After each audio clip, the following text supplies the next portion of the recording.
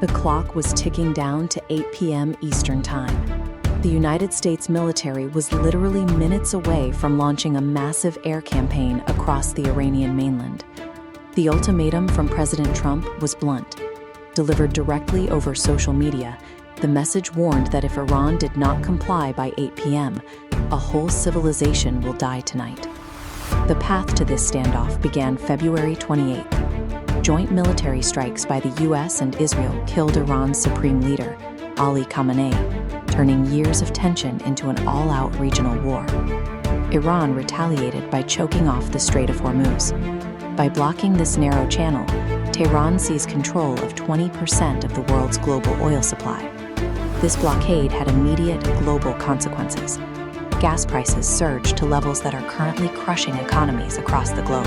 Days before the deadline, the U.S. attempted to break Iran's hold with targeted strikes on Kharg Island, hitting the industrial tanks that form the backbone of Iranian oil production. Inside Iran, the regime issued a desperate call for its youth to form physical human chains around power plants, hoping to use civilians to deter the coming strikes. With energy markets paralyzed and carrier-launched strikes already hitting Iranian soil, the two sides were locked into a trajectory that left no room for anything but a total collapse of the regional order at 8 p.m. This escalation came to a sudden halt just before the 8 p.m. deadline expired. A fragile 2-week ceasefire has paused the planned bombing campaign to allow for critical high-stakes diplomacy between the nations.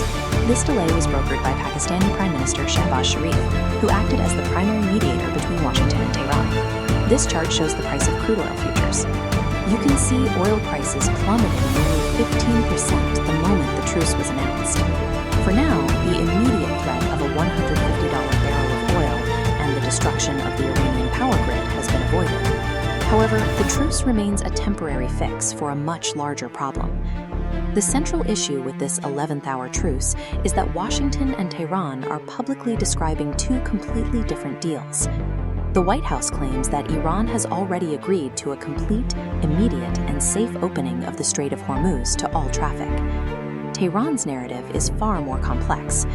The Islamic Revolutionary Guard Corps is pushing an official 10-point plan that looks nothing like the American version of the deal. First, Iran is demanding the permanent lifting of all U.S. economic sanctions. Second, Tehran insists on its right to continue its nuclear uranium enrichment program. Third, and perhaps most disruptive, Iran wants to establish a toll booth regime to charge fees on all global shipping passing through the strait. This ceasefire is an empty shell. Neither side has actually conceded to the other's definition of peace. The tense 8 p.m. deadline has finally passed, but it has now been replaced by a new 14-day countdown. This 2-week window provides breathing room for military logistics, allowing both sides to prepare for a much wider engagement if the talks fail. China is already exploiting the pause by rapidly stockpiling massive reserves of crude oil, preparing its economy to withstand a long-term supply cut. In Russia, intelligence reports indicate that Moscow is feeding Iran the coordinates of critical Israeli energy sites to help Tehran plan precision strikes. For both U.S. and Iranian leaders, the pause allows a momentary victory without yielding on their primary demands.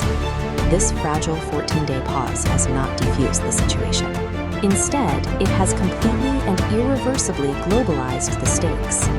When the new countdown hits zero, the conflict will resume with larger fuel reserves, refined target lists, and two administrations even more deeply committed to a total victory.